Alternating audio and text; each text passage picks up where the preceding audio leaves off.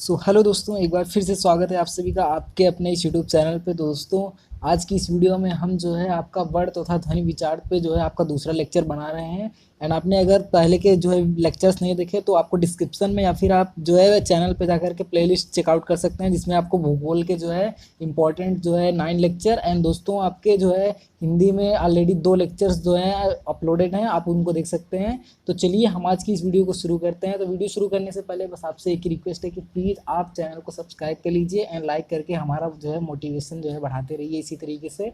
And चलिए हम शुरू करते हैं आज की इस वीडियो को। जो पिछली वीडियो हमने अपलोड करी है, अगर आपने उसको नहीं देखा है तो आप अभी इसको देखने के बाद उसको देख सकते हैं, जिसमें आपका 30 क्वेश्चन था कि कौन सा वर्ड पोस्ट नहीं है, तो उसमें आपका राइट आंसर था ऑप्शन नंबर बी। तो चलिए दोस्तों, आज की इस वीडियो को शुरू करते हैं हम क्वेश्चन नंबर 31 से।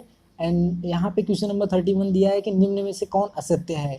निम्न में से कौन आपका असत्य है दोस्तों। तो यहाँ पे ऑप्शन है कि त ओष्ठ व्यंजन है, स उष् व्यंजन है, फ ओष्ठ व्यंजन है, छ संयुक्त व्यंजन है। तो दोस्तों इस क्वेश्चन का राइट आंसर आपका हो जाता है त ओष्ठ व्यंजन है, जो कि असत्य है यहाँ पे दोस्तों। एंड आपके यहाँ पे जो 3 ऑप्शन है ये सभी दोस्तों राइट हैं। आप इनको भी पोस्ट करके पढ़ सकते हैं कि स उष् व्यंजन होता है, फ ओष्ठ व्यंजन होता है, छ संयुक्त व्यंजन है।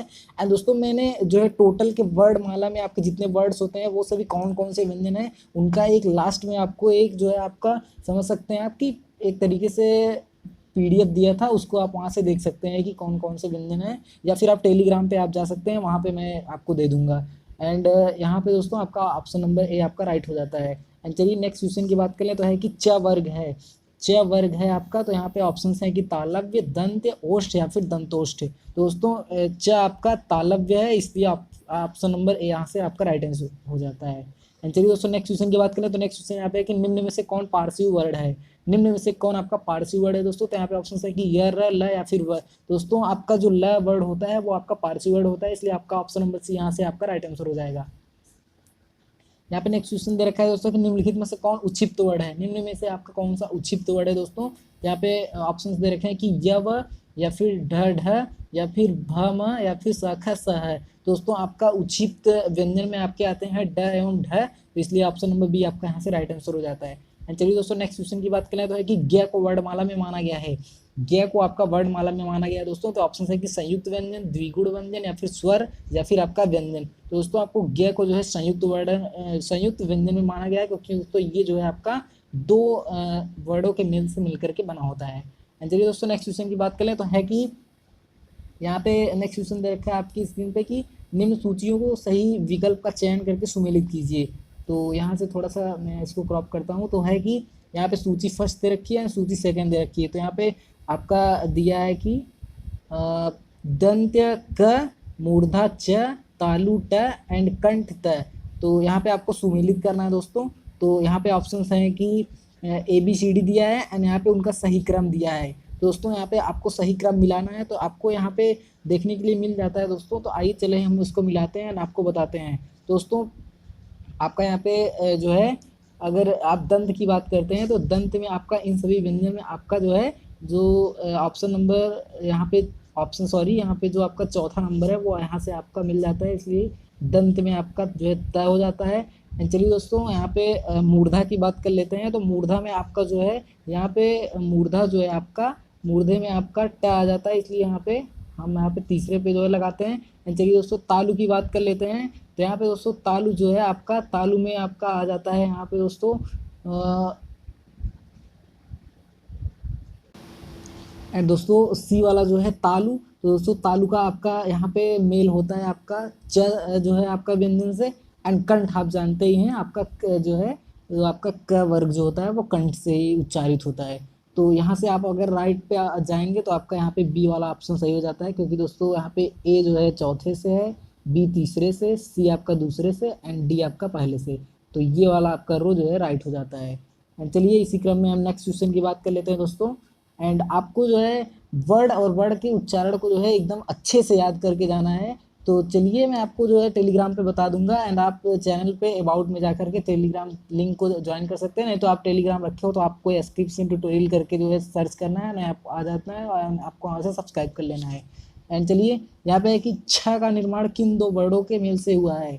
छ का निर्माण किन 2 वर्डों के मेल से हुआ है दोस्तों। तो यहाँ पे है कि क स, क ख, ख ध या फिर ध च। दोस्तों आपका जो छ का निर्माण हुआ है दोस्तों, तो वो क स से हुआ है, यानी कि आधा क्या है, एंड यहाँ पे ख वाला जो खटकोड़ वाला जो ख स होता है उससे हुआ है, क स से, तो उसी से हुआ है, इसलिए ऑप्शन नंबर ए आपका यहाँ से राइट आंसर हो जाता है।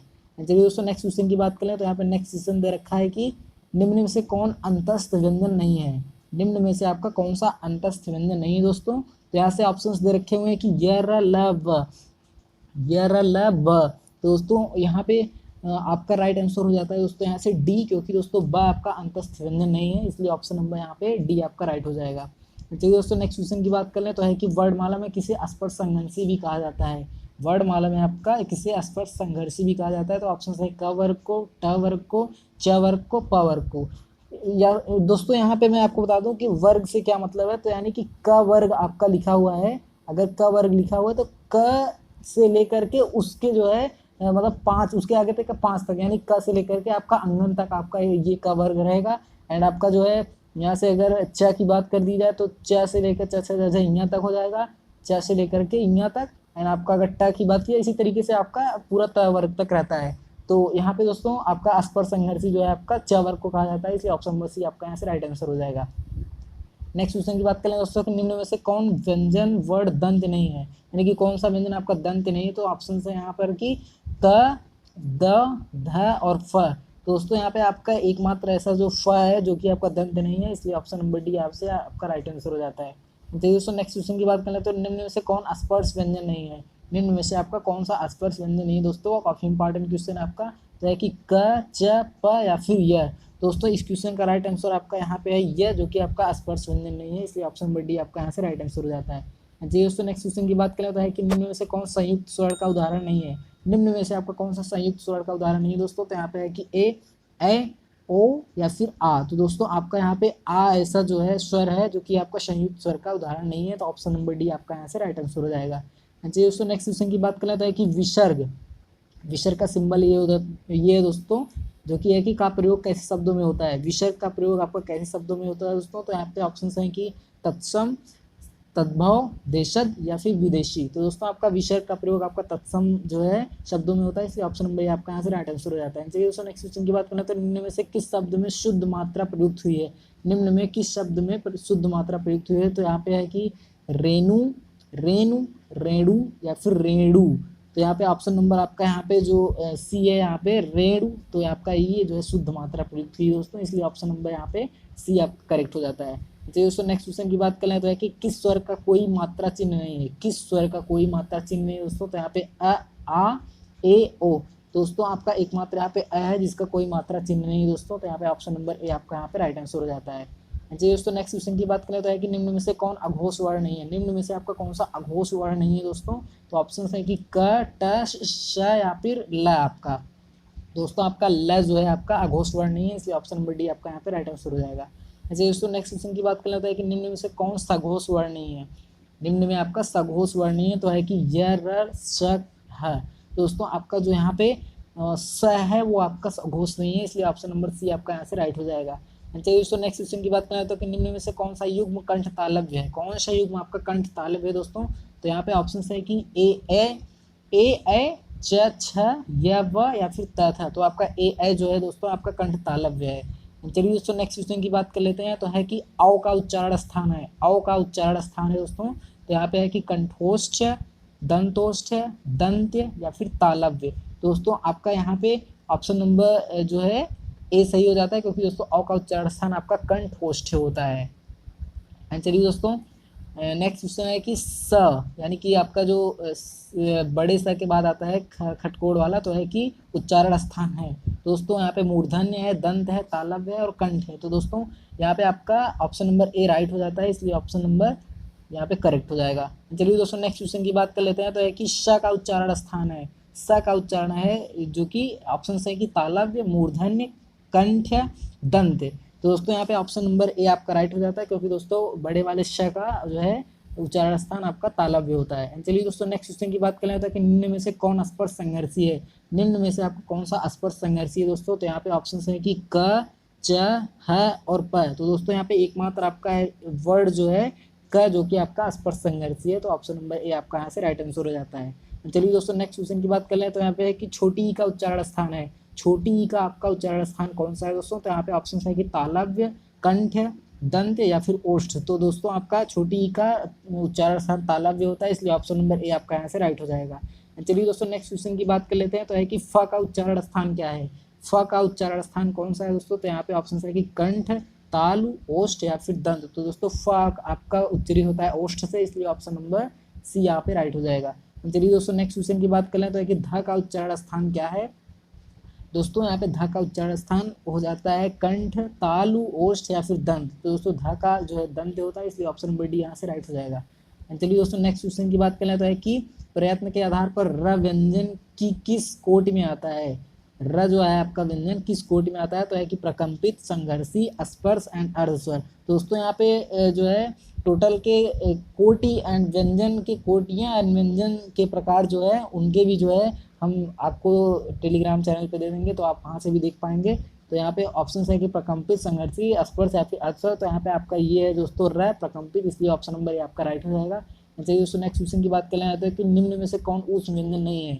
निम्न में आपका कौन सा ऊष्म व्यंजन नहीं है? तो ऑप्शन है कि स, ख या स या फिर र। दोस्तों आपका ऊष्म यहाँ पे र नहीं है, इसलिए ऑप्शन नंबर डी आपका यहाँ से राइट हो जाएगा। नेक्स्ट क्वेश्चन दे रखा है कि निम्नलिखित में से किस वर्ड का उच्चारण तालु से नहीं होता है? किस वर्ड का उच्चारण दोस्तों आपका तालु से नहीं होता है? तो यहाँ पे ऑप्शन है कि च, ज, झ या फिर क। दोस्तों यहाँ पे एकमात्र आपका यहाँ पे क जो है जिसका उच्चारण आपका कंठ से होता है, कंठ से, तो इसलिए आपका यहाँ से जो है ये राइट आंसर हो जाएगा आपका। तो चलिए नेक्स्ट क्वेश्चन की बात कर लेते हैं कि ट वर्ग का उच्चारण स्थान क्या होता है? तो ट वर्ग आपका यहाँ पे है कि मूर्धा, तालु, ऑप्शन है कंठ या फिर ओष्ठ। तो यहाँ पे आपका जो है ट वर्ग का उच्चारण आपका मूर्धा से होता है, इसलिए ऑप्शन नंबर ए आपका यहाँ से राइट हो जाएगा। चलिए दोस्तों नेक्स्ट क्वेश्चन की बात करें। तो है कि किस वर्ड को स्पर्श संघर्षी नहीं माना जाता? किस वर्ड को स्पर्श संघर्षी नहीं माना जाता? तो यहाँ पे ऑप्शन है कि च, छ, ज या फिर आपका फ। तो दोस्तों फ को जो है स्पर्श संघर्षी नहीं माना जाता, इसलिए ऑप्शन नंबर डी आपका यहाँ से राइट हो जाएगा। चलिए दोस्तों नेक्स्ट क्वेश्चन की बात करें। तो है कि किन वर्डों को अर्धस्वर कहा जाता है? किन वर्णों को अर्धस्वर कहा जाता है दोस्तों? तो ऑप्शन है यहाँ पे कि ल, र या फिर य, व या फिर ड, ढ या फिर छ, ज। दोस्तों यहाँ पे य, व को जो है अर्धस्वर कहा जाता है। ये क्वेश्चन पिछले वाले वीडियो में भी मिला था, ये इंपॉर्टेंट है, आपको अर्धस्वर करके आपको कहीं पे नोट कर लेना है। तो अर्धस्वर में आपके य एंड व आ जाते हैं, तो ऑप्शन नंबर बी यहाँ से आपका राइट हो जाता है। चलिए दोस्तों नेक्स्ट क्वेश्चन की बात कर लें, जो कि इस लेक्चर का वर्ण एवं ध्वनि विचार में जो है आपका सेकंड लेक्चर ये था, तो उसका जो है लास्ट क्वेश्चन था। एंड नेक्स्ट टाइम अब मैं किसी और पे वीडियो बनाऊंगा। तो यहाँ पे है कि निम्न में कौन अंतस्थ व्यंजन का उदाहरण नहीं है? तो ऑप्शन है यहाँ पे कि य, र, ल या फिर स। तो दोस्तों आपका यहाँ पे करेक्ट आंसर जो बताता है आपका स हो जाता है, इसलिए ऑप्शन नंबर डी यहाँ से आपका राइट हो जाएगा। एंड आई होप आपको ये वीडियो काफ़ी अच्छी लगी होगी। एंड आपसे एक ही रिक्वेस्ट है कि आप प्लीज़ उन सभी अपने दोस्तों को भी शेयर करिए जो कि इसकी एग्ज़ाम की तैयारी कर रहे हैं, बीएड एंट्रेंस की। एंड आपको टोटल की टोटल वीडियोस जो है फ्री मिलेंगी। फ्री बैच हमने स्टार्ट ही करी है आपकी जो है पढ़ाई के लिए, जो कि आपको जो है सहायता करेगी। एंड चलिए मिलते हैं किसी नेक्स्ट वीडियो में, तब तक के लिए धन्यवाद।